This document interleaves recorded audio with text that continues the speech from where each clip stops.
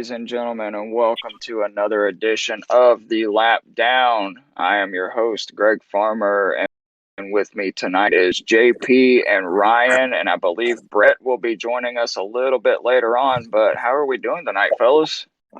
Doing fantastic.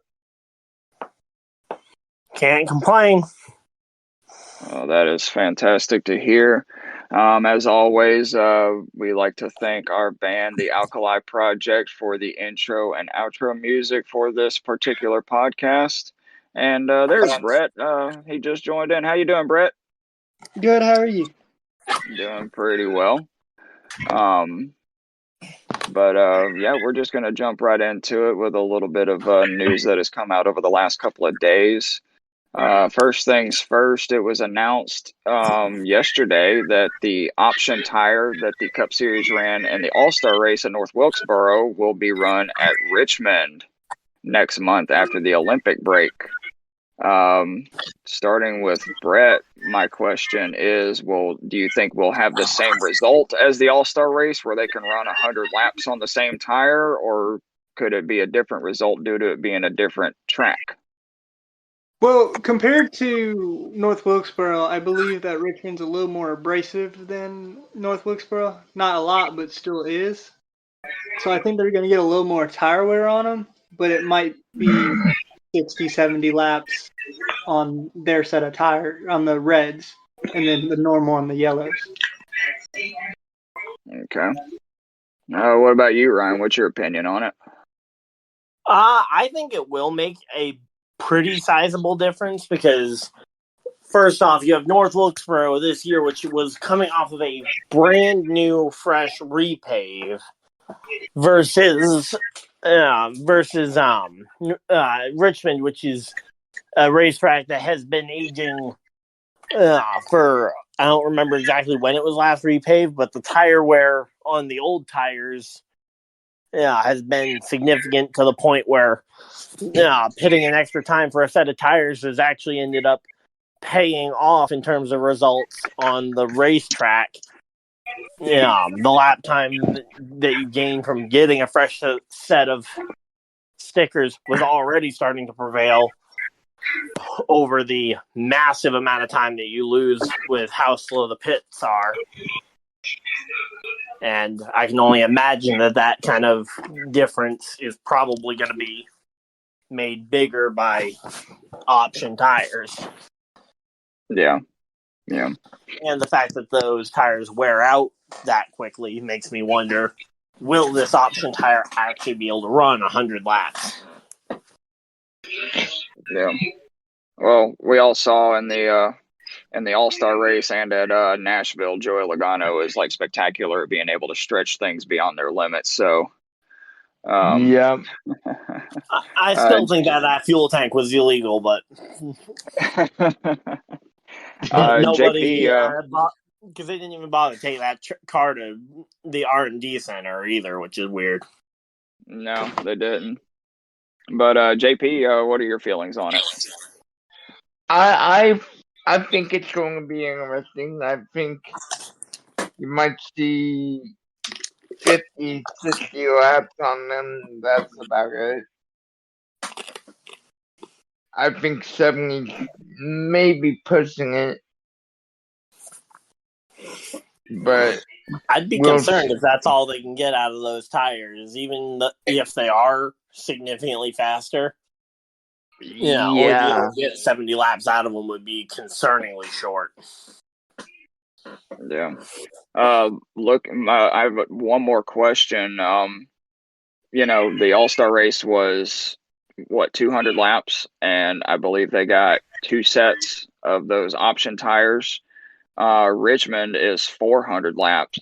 How many sets of the option tires do you think the teams would be allotted? From what I'm hearing from my good friend Bob Poppers, it's 2. Is what? It's 2. All right. Sets I guess the real question would be whether or not, are we is limiting the number of option tires versus is there actually going to be a requirement to run both different tire compounds at some point in the race? Or would it be possible for someone, if they just flat out don't trust the option tires, to run primaries from start to finish? Yeah, that's another variable. Is NASCAR, like you said, is NASCAR going to mandate that they run the option tires, or if they're actually going to just leave it completely up to the teams? But one thing that we somehow forgot about that could be factored in would be the weather as well. You know, I don't know, we've seen for like the millionth time this season, weather has impacted the race. The races, with the Yeah. exception of Sunday at Pocono, they had some rain Sunday morning, but the race was actually the weather was very fair. So we'll have to wait and see. We're talking 4 weeks out, give or take. Yep. Yeah. We got the upcoming weekend at Indianapolis, which is looking like, fingers crossed, solid weather. Yeah, I heard on Door Bumper Clear, and I saw a post on Facebook earlier that the weather's supposed to be fairly sunny and in the 80s this weekend. So I got everything crossed that we actually get the full weekend in without it being impacted by weather. Yep. So I was talking to Brett earlier today, and one thing that I forgot to throw in our little outline that I'm going to throw in right here is it was noted yesterday that JD Motorsports in the Xfinity Series has filed for Chapter 11 bankruptcy. Now, I don't know all of the details on that, so if Brett or Ryan could fill us all in on that, if they have any information on that. Yeah, well, it's ironic that news came out this week, because if I'm not mistaken, last week we were talking about JD Motorsports as an option for Haley Deegan going forward. And, well, clearly that now is seeming unlikely unless she brings a ton of money. Yeah. And besides, she's doing the Indy NXT stuff right now, so. Yeah, well, she's looking at that, but I would imagine that still staying in stock cars would be a more logical progression, even if it isn't the easiest path. It really sucks for them, and sucks for people like us that gotta kind of make it in the media world and report on this news. I'm sad to see JD Motorsports file for Chapter 11 bankruptcy, because I was supposed to have them on my program here in a couple weeks, and now I don't think that will happen. Yeah, I believe just this wondering. mainly. Sorry. I was kind of lost on most of what you just said there, JP. Go ahead though, Brett. I believe mainly the issue with JD and why they were losing more money than they were gaining. They're a mid-pack team with minimum sponsorship. Yeah, and they hadn't had a good run since Ross Chastain was in that car.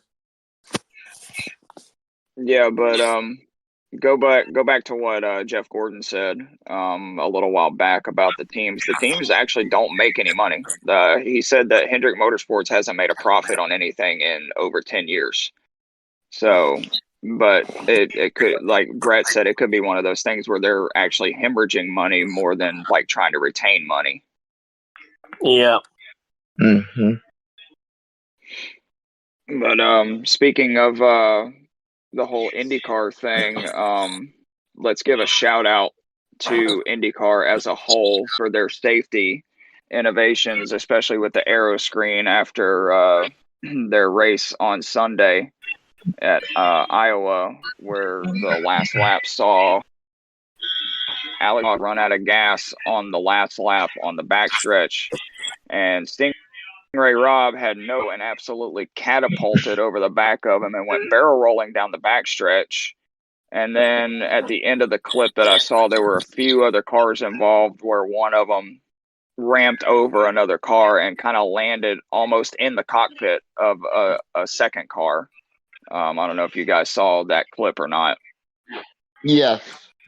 I Yeah, saw it I saw a live. clip after the fact. Yeah. But, Scary, I mean, scary stuff. yeah, I was to say, like, the safety, especially in IndyCar, since Dan Weldon passed away in Las Vegas in 2011, has And just even come more such a so long after way. Justin Wilson at Pocono 2015. Yeah. I mean, you could even throw Robert Wickens in there too with his crash. I mean, it didn't kill him, but he got hurt. But I mean, you look at like some of these races, like the Indy 500 last year, where Kyle Kirkwood got clipped and went roof side first into the outside wall upside down, and Scott Dixon flying through the air a couple years ago and basically tearing his car completely in half. That's right, or even James Hinchcliffe in Indy 500 practice. What was it, 2016? I think. Yeah, Yeah, I believe when he you're actually correct. had Yeah. when he had a piece of suspension actually go through. I think it was his spleen. Oh yeah. I remember that now. Yeah, and it literally almost killed him. Yeah. I mean, like, I don't know about you guys, but I think the aero screen, as much as people bash it because it looks ugly on the cars, it's probably one of the greatest safety innovations that IndyCar ever did. Honestly, I think it looks cool too. Yeah. It looks cool. And the open cockpits are nice if you're racing at low enough speed like go-karts to keep it safe, but anytime you break the 100-mile-an-hour barrier, I feel like you should be in a closed cockpit. Oh, absolutely. Absolutely. Certainly, if you're breaking the 220-mile-an-hour barrier like IndyCar has been for 3 decades. Yeah. And I like IndyCar's policy too, where if obviously it's an open concept cockpit, so they don't have window nets like NASCAR does. So when they get in a wreck, their signal to the safety crews that they're okay is they flip their visor up. I like that, unless obviously the driver is knocked unconscious. Well, yeah, but I mean at that point, you could say the same thing though. If the driver is knocked unconscious in a stock car, they can't put the window net down either. That is very, very true. Very true. But he's actually been cleared. He was actually cleared to run the Toronto race later this week, so he'll be in Toronto for that race. Yeah, I saw a video that Bob Pockris posted earlier today that showed his quote-unquote worst injury. It looked like it was just a blister on his index finger. And if that's the worst that came out of that, I'd say that's doing pretty damn good. Yep. But yeah, just wanted to give a shout out to IndyCar for their safety innovations after, that was a pretty wicked crash. But going from IndyCar to the Tricky Triangle, Pocono, Pennsylvania. So what was it? Friday the trucks raced. That race was impacted by some weather in the closing laps, but Corey Heim ended up scoring his 5th win of the season. And I was listening to Door Bumper Clear yesterday, and they said that Corey Heim and Christian Eckes have led a combined total 51% of all available laps that have been run in the Truck Series this year, which is just an absurd number of laps led, and it kind of makes you wonder what the other teams are doing, honestly. Yeah. Following the leader, that's what they're doing. Yep. And then Saturday was the Xfinity Series race. Oh my goodness, who won the Xfinity Series race? I cannot remember. Custer. Who was it? Custer. Cole. Yep, Stone Cold Custer. That's who it was. Coleslaw got Custer. Yep, got his first win of the season and the first win for Ford in the Xfinity Series this year. Did anybody I see? say, I mean, it doesn't help that when he's the only Ford in the Xfinity Series that can actually win on a consistent basis, Yeah, yeah. or even a Did any? semi-consistent basis. Yeah. Yeah. Did anybody see Sam Mayer just straight up dump Shane Van Gisbergen? Yeah. Don't remember it off the top of my head now.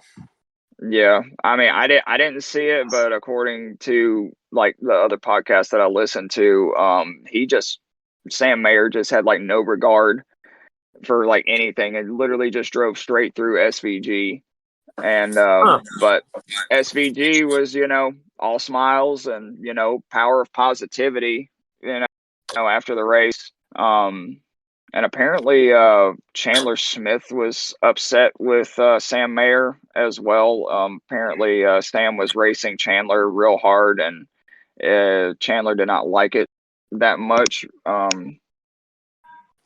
I mean, why are these guys?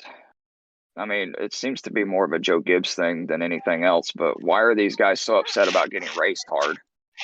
Like, isn't that Well, what racing's supposed to be? It's to two things. It's what racing's supposed to be, and it's their job. If they don't like it, get out of the sport. well, I'll say this. In Chandler's defense, Sam put Chandler in a bad spot at Pocono. I got to watch a little bit of it. The way it happened, I think he's mad about was they were going into either the tunnel turn or turn one, and Sam basically pinched him almost to the apron. And then when he did that, Chandler got dropped like dropped in position like a rock. Yep. I mean, I was asking that because there's always two sides to a story, Let me see if I can find a clip so I can actually know what you guys are talking about. Yeah, I mean, the only clip that I saw was post race. Chandler Smith walked up to Sam Mayer's car and was like yelling in his window, and the door bumper clear guys were making fun of Chandler Smith because he still had his headstock on, and they said that's like almost as bad as trying to fight someone with your helmet still on. I mean, a headstock versus a helmet, one's a lot more protective than the other. Because I'm seeing that clip now. Yeah. Yeah. But then he went and removed his headstock after talking with him for a minute with it on. He goes and removes it. Yeah. When he first walked up, he had his headstock on, but he took it off midway through the conversation. Yeah. But to me, that sounds like it's just as bad as when Clint Boyer tried to beat up Ryan Newman while Newman was still in his car and Boyer still had his helmet on. Yeah, well, it's different when you're trying to talk versus when you're trying to punch. Oh, you want to go at it, Ryan? JP, that would not be much of a fight.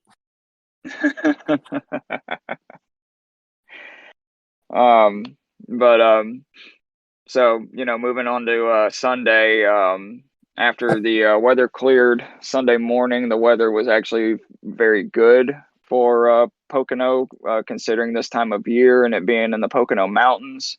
Ryan Blaney scored his second win of the season over Denny Hamlin and Alex Bowman. Bowman backed up his win with another good momentum finish this past week. But seemed to me like I listened to it on the radio. I wasn't able to actually sit down and watch it because I had to work. But it seemed like track position and strategy was king. Yep. Based on what I was hearing, Blaney basically got himself in position because he flipped stage 2, if I remember correctly. He waited on Phil, unlike like Eric Jones and such like that, who had a great run, by the way. Yeah, Eric Jones did have a good run. I was actually happy to see the legacy cars up there. But I mean, it's typical Pocono. Track position means everything. Hard to pass. That's really always been a thing with Pocono. But a couple of the big things that were talked about during this race, though, one, it was an absolute traffic nightmare for the fans, apparently, from what I read on social media. Apparently, when those thunderstorms came through Sunday morning, they told the parking attendants and the security guards and whoever else was helping with parking to take shelter. Based on what happened back in, was it 2010 or 2011 when that fan got struck and killed by lightning up there. And, but I was reading posts on social media that people were still sitting in traffic to get to the track when stage 3 started. I would be pissed at that point if I were you guys, if I were them. I don't know about you guys. Yeah. Yeah. Because you think about it, tickets are what, $67, maybe even $80. I don't even know what they won down there, but if I paid that much, almost $100 for a ticket, and then I get to see my favorite sport, I'd be pissed. Yeah. Yeah, and I don't know what the refund policy was like if somebody got to the track that late and opted that they wanted a refund instead of actually going in and catching the final third of the race or whatever. Yeah, I mean, I was seeing posts that people were saying that they were like a mile from the track, and it was like an hour and a half journey at the Yeah. very least, and it was either TJ Majors or Freddie Kraft on Door Bumper Clear said, basically Pocono's in the middle of nowhere, and there's pretty much one way in and one way out. And Yeah, it's a lot like New Hampshire in that way. yeah, and Pocono did put out a statement in the middle of the race, though, that said that if anyone was affected by the traffic debacle, that to contact them and they would do something to make it right, whether it be a full refund or maybe a credit to next year's race. Because, I mean, if you think about it, excuse me, Pocono had to date because literally like fan. And now that they're down to one date instead of, Pocono's old doom and gloom, they do their best to make the most out of it, especially for the fans. And I believe they said for the last 3 years since, they started allowing fans back in after COVID, it's been complete sellouts. Yeah, I mean, I was there for the only doubleheader that allowed fans. The one with Bowman winning over Kyle Larson's tire failure, then the Kyle Busch clutch and win.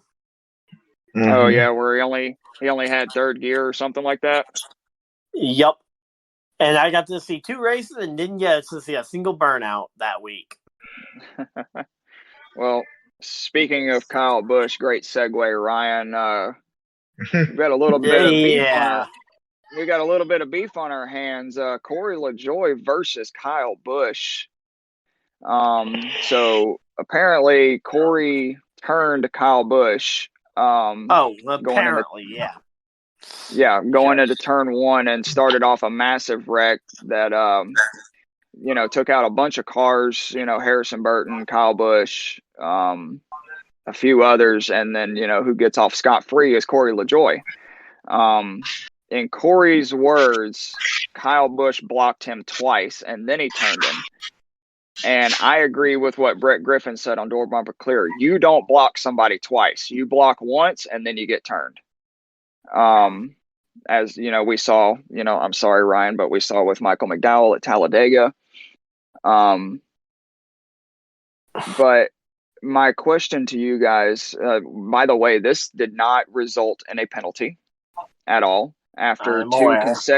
two consecutive weeks of penalties for wrecks and or contact with Carson Hocevar and Bubba Wallace. Elton Sawyer went on Sirius XM NASCAR radio and said that they will talk to Corey LaJoie before this weekend, but are not issuing any penalties, which I do not agree with, but that's a debate for another time. But my question to you guys, starting with Brett, is it time to boot Corey LaJoie from the 7, or how many more chances does this dude get in the Cup Series? Sorry, I'm eating dinner, so if I'm... No, you're good. I don't feel like it's time for him to get booted from the 7.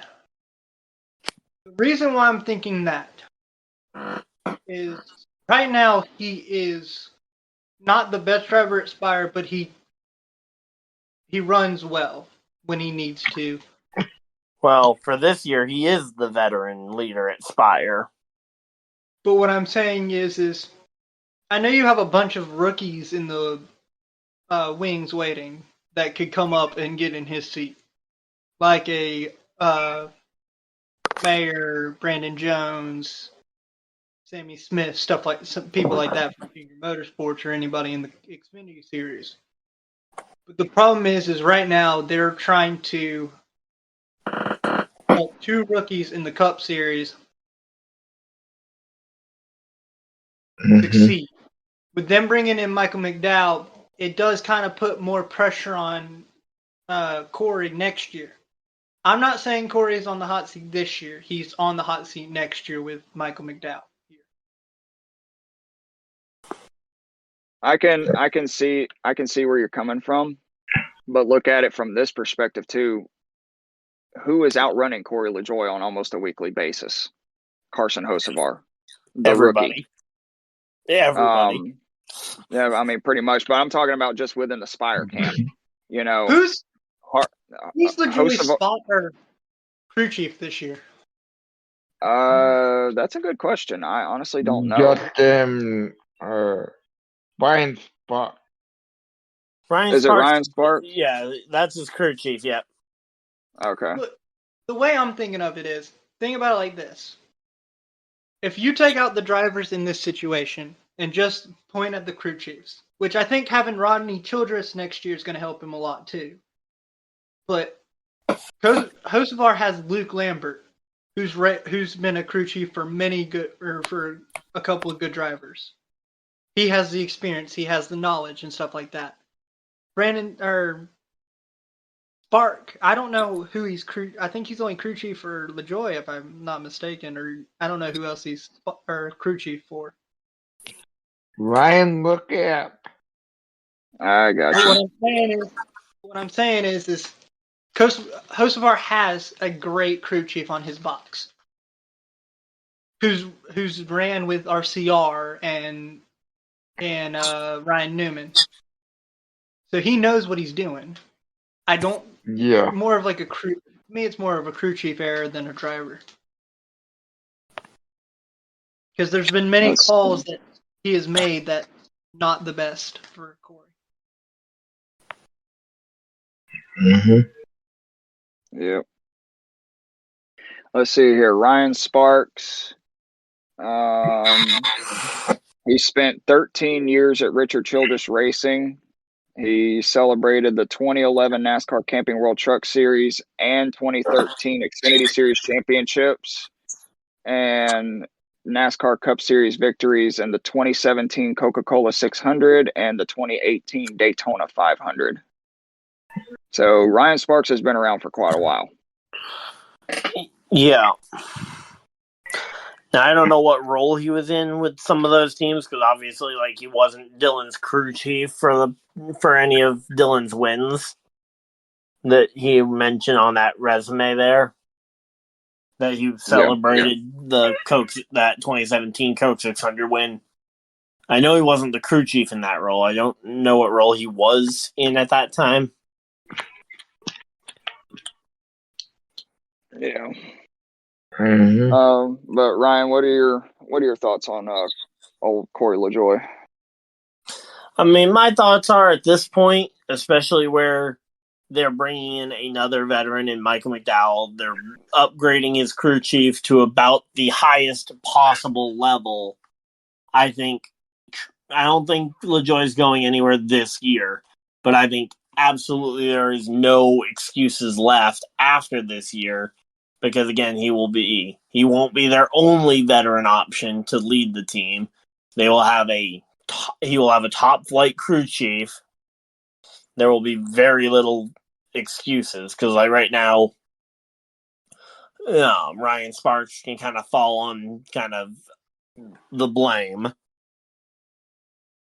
for how that 7 car has been running. Yeah, I mean, there better not be any excuses next year because JP's got Corey LaJoie locked in to win the championship next year.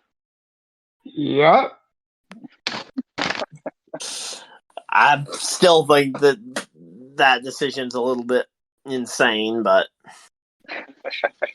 Well, JP's not been the most sane person we know, so. Well, yeah, I mean that's pretty obvious.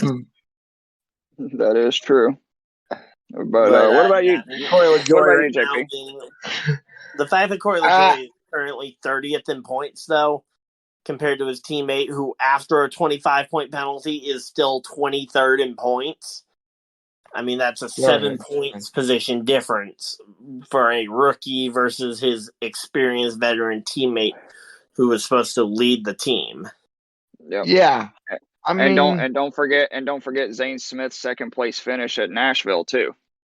Well, yeah, but Zane Smith's second place finish, you could put that on the same level with Corey LaJoie's top 5 finish at the Daytona 500 this year. They're both outlier results, yet Zane Smith and LaJoie are both still way down the points.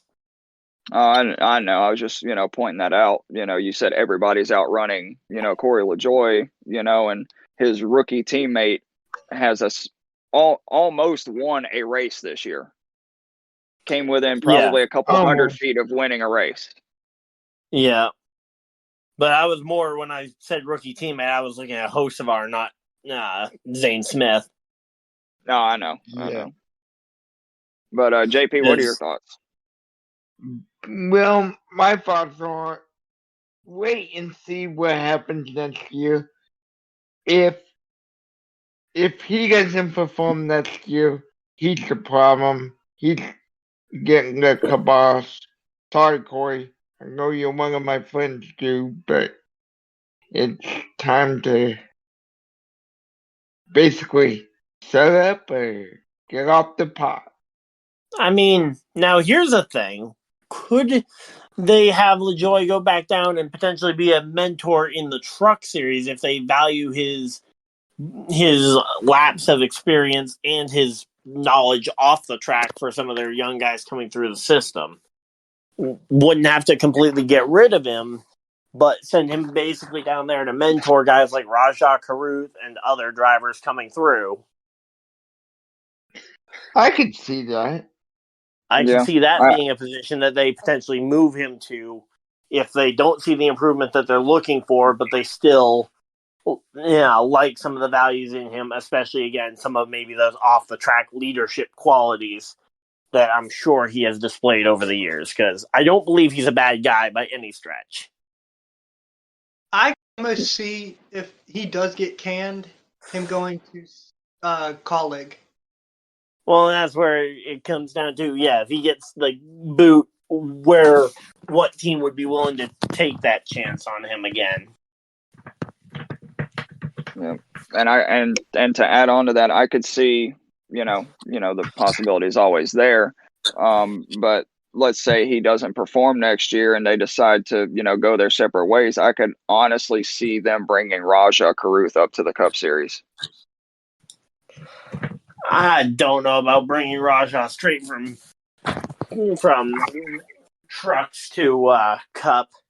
As much as we've seen it work with Hocevar, we've seen it work with potentially Corey Heim in the limited starts that we have seen from him. Well, I would hold just on. With Greg's thought on that. Well, you got to think that we have the good examples of Hocevar Gilliland didn't go to Xfinity. He went straight up to Cup. Or you can think of, and this is going to sound But- bad, but John Hunter. He did the Well, same thing. yeah, John Hunter spent a year or two in Xfinity, didn't have the best of success, went back down to trucks, and then back up to Cup. Yeah. So, again, I'm not saying that going from trucks to Cup isn't possible, but it certainly is not the way I would recommend drivers to try and make it work. Because we've seen examples like, look at Zane Smith. I mean, yeah, he almost won that race at Nashville after a lot of overtime. But it is not a flawless strategy to go and say, oh yeah, we're just going to skip the Xfinity Series altogether. I'm going to make one point real quick, and I just thought about it. Could it not be the Joy problem? It could be a Spire problem. But then the question being, is the other Spire cars, in particular that 77, running so much better?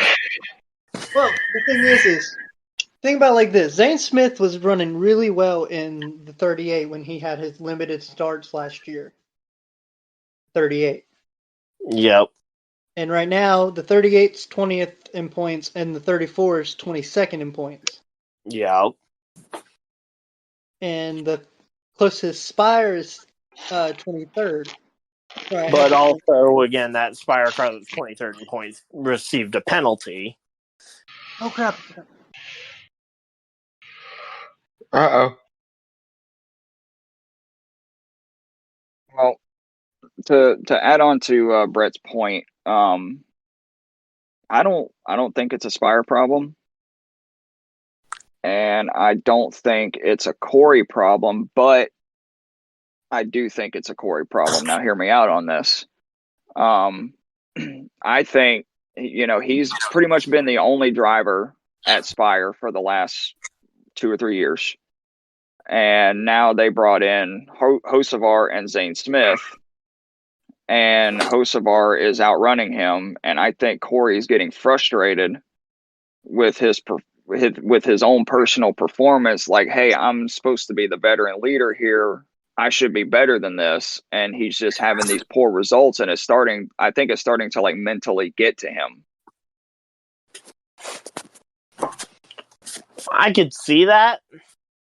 Again, kind of my biggest thing there would be the question of, is it something that he can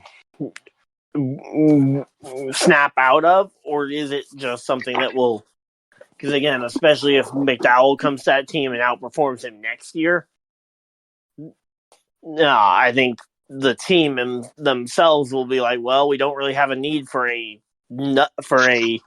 another veteran leader, especially if McDowell's outperforming on the track.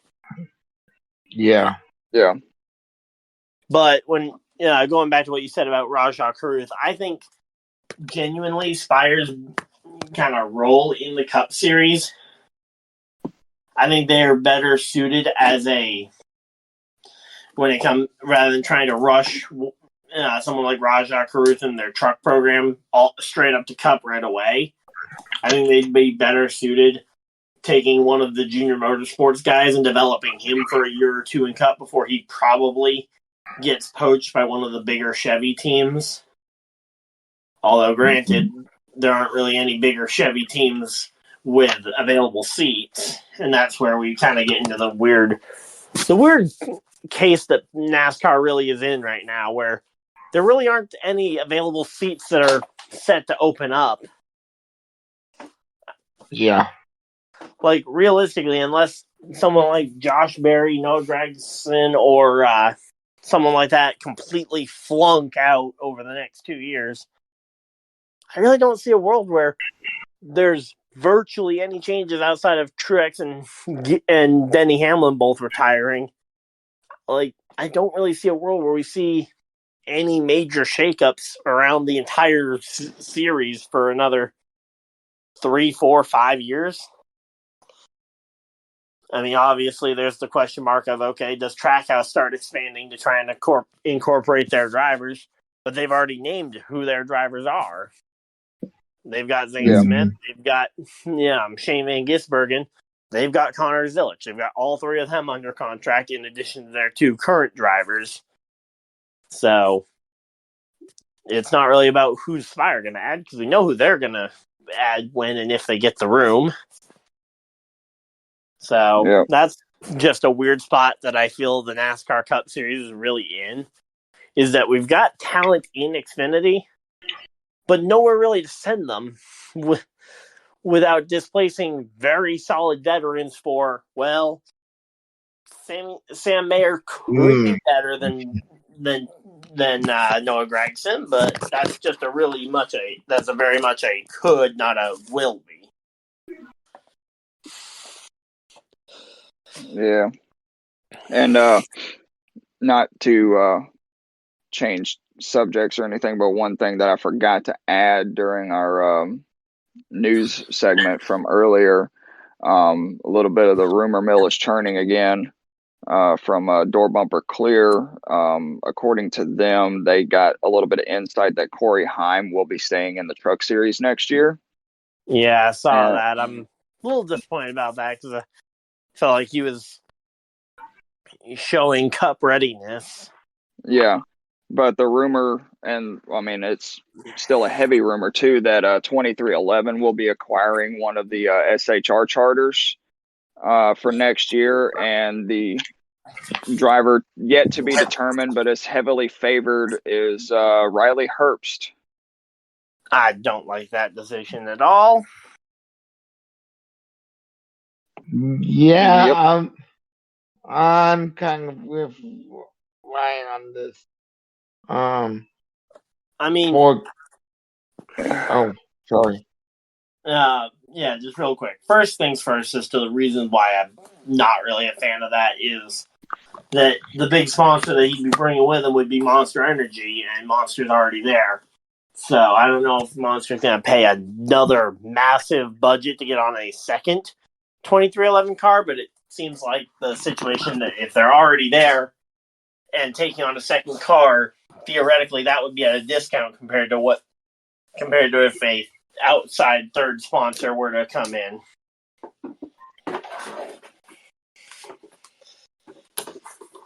Kind of like buying a bulk deal. Not to mention how much benefit would it actually be for Monster to be on a second car at 2311. Yeah, I'm just going to say the same thing, but I'll wait it to you like this. Corey Heim, barring gap was only one start with 2311 racing, and Industrial. He did a good job in my eyes. What are you doing? Putting someone else in that car when I could see it if it was a older veteran to kind of get the car up to speed and get it to a baseline level. Mm-hmm.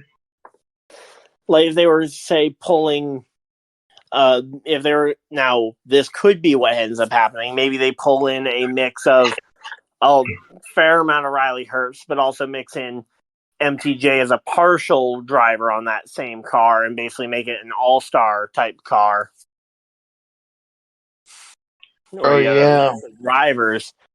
That I can maybe see because then you've got Riley Herbst to help bankroll the car. And then you've got a rotation of drivers to hopefully get it to a baseline to then move on to Corey Heim once you have that third car at a stable level. But there's been nothing to indicate that is the plan.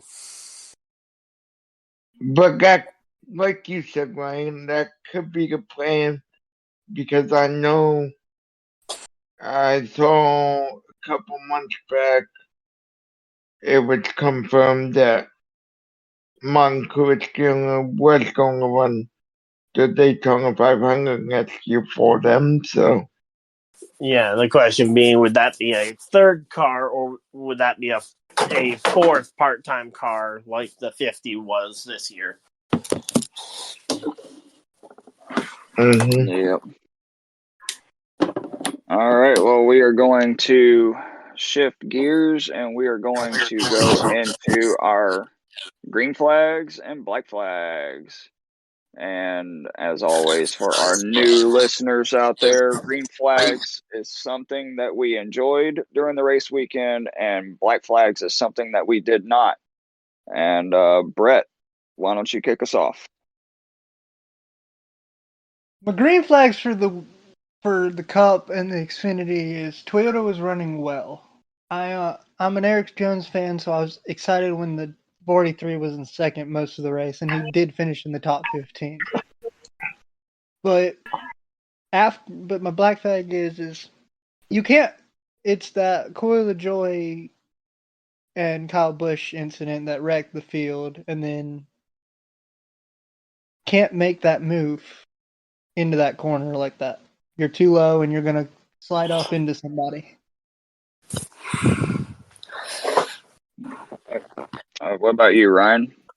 All right. Well, my green flag for the weekend, I'll give it to the weather because aside from that red flag late in the truck race, we finally had a weather-free weekend for the most part. Again, I know the truck race had that slight delay at the end, so I'll give a green flag to the weather, and I'll give a black flag to the same thing that Brett did, but for a different reason here. The wreck between those two. I am of the opinion I think it probably should have been a penalty because it was pretty clear to me that Corey LaJoy went and retaliated on Kyle Busch after the block and Kyle leaving room for Corey to still make the corner without wrecking either one of them. And Corey just turned straight right into him and hooked him going into a corner that, as was highlighted on the Cup broadcast, has had a lot of scary incidents going through that turn one. Yeah. So, Yep. I mean, I'm of the opinion I think that probably should have been a penalty of some kind. I would be inclined to potentially say, and obviously bias here, I'm a Kyle Busch fan, but I would almost say that should be on the same level as the Chase Elliott wreck at Charlotte a year ago, or the Bubba Wallace Kyle Larson wreck at Vegas 2 years ago. I mean, it was pretty clear that it was retaliation for a block, which was, for the most part, something fairly minor on a restart, as everybody was jumping out of line, trying to find clean air on their nose. And everybody did that on every restart. So to think that warrants someone dumping somebody else, I don't agree. Yep. What about you, JP? Okay. So, JP's all fired up. Okay. Because, like you said, my black flag goes to that wreck. We've seen some scary wrecks at Pocono. I think we can all agree on that. And while that wreck wasn't near as scary as some of them, it still was a business hit. So, my black flag goes to Corey for causing that wreck. And putting Kyle Busch in that situation. Kyle, not a huge fan of his, but I'm siding with Kyle on this, saying that Corey, people make mistakes, but that was a bad, if you even want to call it a mistake, that was a bad one. And my green flag has to go to NASCAR for the fact that they put out right away that they were putting something in play for the fans that could not get to the racetrack. I think that was more a Pocono decision than a NASCAR Oh, decision. okay. You know? Yeah. Because I know this is unheard of, but Pocono is actually one of 4 independently owned venues on the NASCAR circuit. Pocono is not owned by SMI and it's not owned by NASCAR or ISC. Yep. So those are my 2 green flag black flags. What about All yours, right. there, Greg? Well, my green flag goes to Ryan Blaney.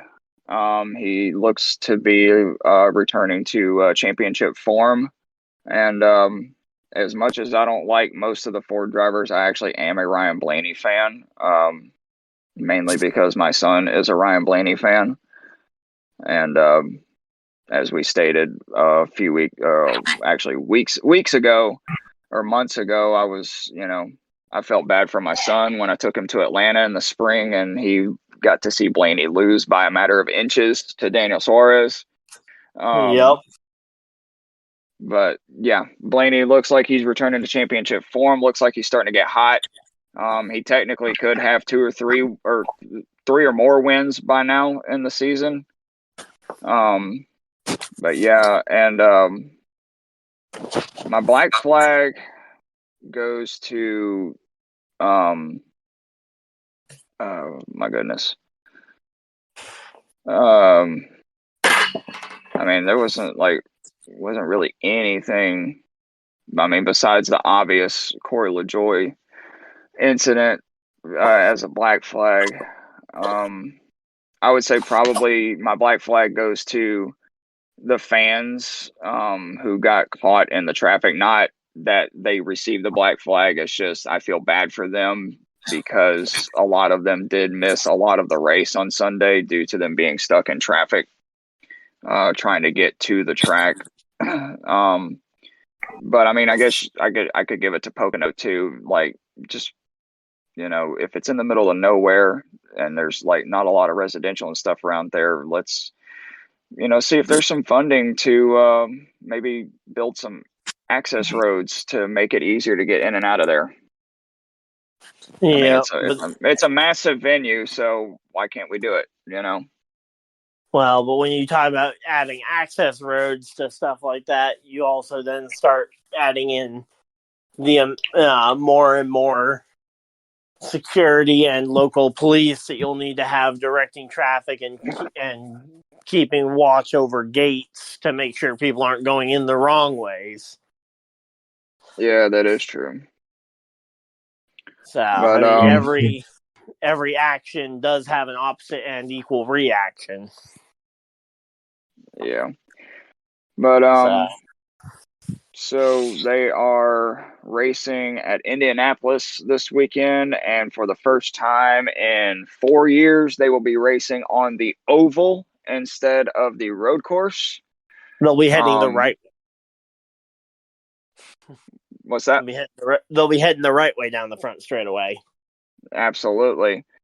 So before we get into our picks, Jamie sent me a message earlier. He would like me to take control of Jamie's trivia tonight. Mind you, no cheating. So here is the trivia question, and there is a bonus question at the end, and we will go one by one with our answers. I know the answer, so obviously the 3 of you will give your answer. In honor of the triumphant return to the Indianapolis Indianapolis Oval for NASCAR, in what year was the last time the race was simply named the Brickyard 400? Brett. Hold on, I'm thinking. I think it's 2011. Okay, Ryan. I don't know.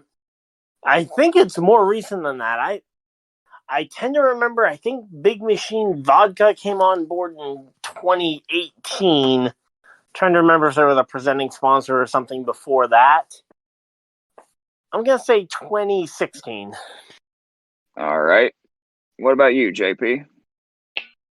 I'm going to say way back to 2003. Okay. Oh, 3? Wow. So the last time that the race at Indianapolis was simply named the Brickyard 400 was the year 2011. Brett, you are correct. All right. Oh, So And who's the presenting sponsor after that then? I honestly do not know. Because I'm I trying to know remember Allstate who. had it for a while. It would go on state for 100 at the Brickyard. The what? Allstate 400. I don't remember it being called the Allstate 400 at the Brickyard.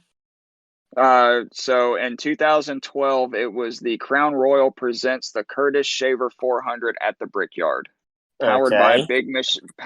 Big Machine Records.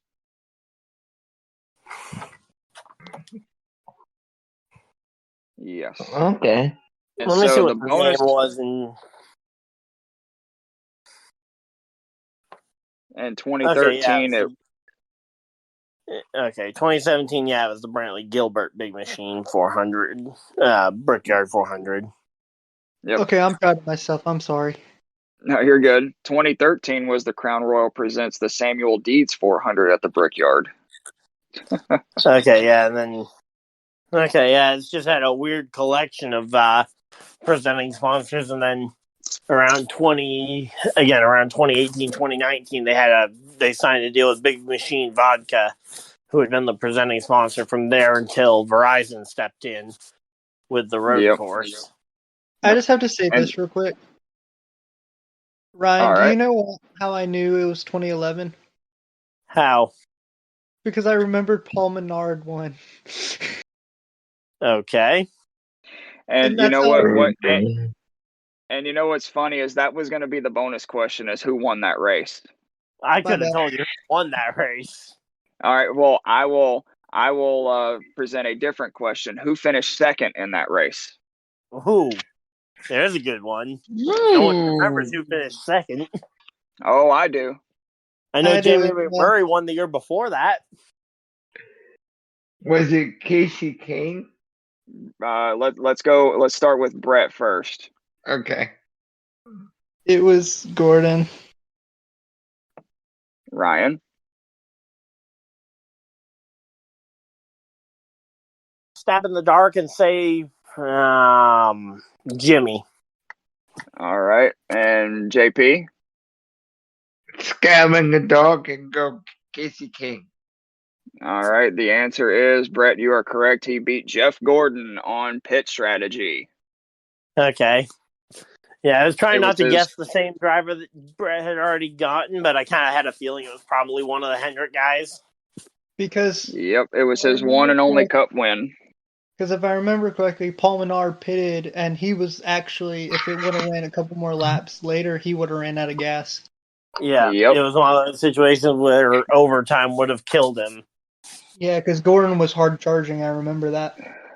Yep, and Paul Menard was the last one out there on the old fuel and tires, and just Yep. hanging on for life. But All right. So now go ahead. But now we've got 4 years away from the Oval, and now we're back. Yep. And now that we're back, we're going to go into our race picks. Now, mind you, we do not have any information on the oval with the next gen car, so we're really going to be taking a stab in the dark on these picks. I have all four of our names on the wheel. Obviously, for some reason, my camera is not working. I can assure you that our names are on the wheel. And with the first spin, We all know my name's not on the wheel. Ryan, you get pick number one. About time I get pick number one. All right, now I've got all the decision in the world, which is weird because normally I'm used to having to deal with very limited pick selection because I'm usually picking 5th or 6th. I mean, I could very.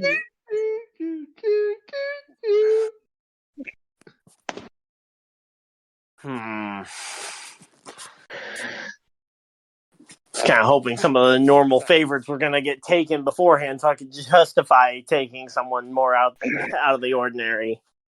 You know what? I'll trust the racing history at Indy. I'll take Kyle Busch. All right. I was heavily considering others because of their next gen success, but Kyle having won 2 of the last 4 Brickyards. The last 5. Yep. And so the next pick will go to Brett. I'm going to take Brad Keselowski going with a Ford driver at this point. Not a bad choice. Very much would have been in consideration for mine as well, considering he's a recent winner of the Brickyard Oval back in 2018. Next pick will be myself, and I am going to take a guy that seems to thrive on winning quote-unquote new races at new tracks. Now, technically, it's not a new track, but he does have very good success. I am taking Joey Logano. It would be a new track for him to win at. Yep. And the last he's never pick won at the Brickyard, and in fact, Penske as a whole has only gotten 2 wins at the Brickyard. 1 from Brad Keselowski in the Xfinity Series, and 1 from Brad Keselowski at the Cup level. Yep. And now the last pick goes to... Yep, I spun it, and it landed on JP. All right. So JP goes with our Iggy 500 double and Coca-Cola 600. Kyle Larson will make up for not being able to run the 600 by winning the 400. All right. Totally didn't see that one coming. I was debating taking that one, but I was like, I was trying to factor in success on the oval versus next gen car. Yep. And Larson should have been my pick because realistically, now that I'm thinking about it, he had all those laps of practice on the Indy Oval, granted in a much different car. Yep. Mm-hmm. And then before we close out the night, I just wanted to throw this out there to our listeners. After next week's episode, post Indianapolis, we will be taking a 2-week break for the Olympics, unless some major breaking news from the motorsports world comes out. We will record an episode, but if it does not, we will take that break and see you guys after Richmond. But as always, we'd like to shout out our sponsors, Fanatics, Century PC, Sleefs, Duke Cannon, Bulletproof Coffee, W Energy, and Fubo TV. Mm-hmm. Please be sure to click on the links in our podcast description wherever you listen. But that's that. So I am Greg, and for Brett, Ryan, and JP, this has been the Lap Down, and we will see you guys after the Brickyard. Deuces. Deuces.